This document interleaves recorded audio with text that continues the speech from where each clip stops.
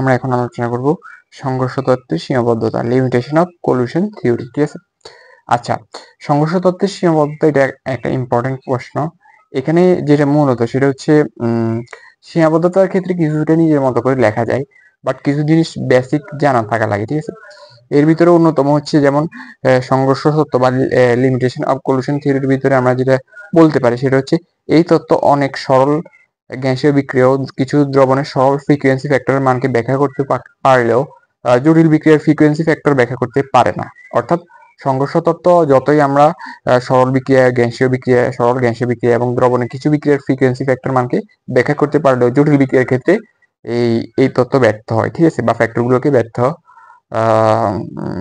ব্যর্থতার সাথে সফলতার সাথে ব্যাখ্যা করতে পারে না। ঠিক আছে। এরপর হচ্ছে আরেকটা জিনিস হচ্ছে এই তত্ত্বের সাহায্যে স্টেরিক গুণাঙ্ক পি, ঠিক আছে, এটা জটিল অণু গঠন ও ধর্মের সাথে সম্পর্কিত করা যায় না। অর্থাৎ কোনোভাবেই প্রাসঙ্গিক স্টেরিক গুণাঙ্ক পি কে প্রাসঙ্গিক করা যায় না সংঘর্ষ তত্ত্বের সাহায্যে। ঠিক আছে।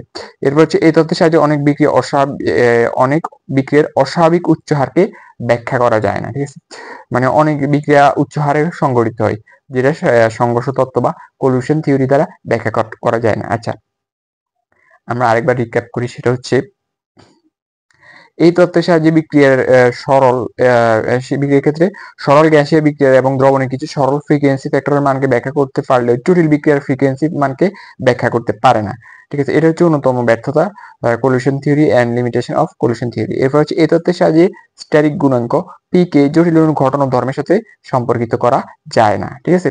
এরপর হচ্ছে এই তত্ত্বের সাহায্যে অনেক বিক্রিয়ার অস্বাভাবিক উচ্চ হারকে ব্যাখ্যা করা যায় না। এটাই হচ্ছে লিমিটেশন অফ কলিউশন থিওরি।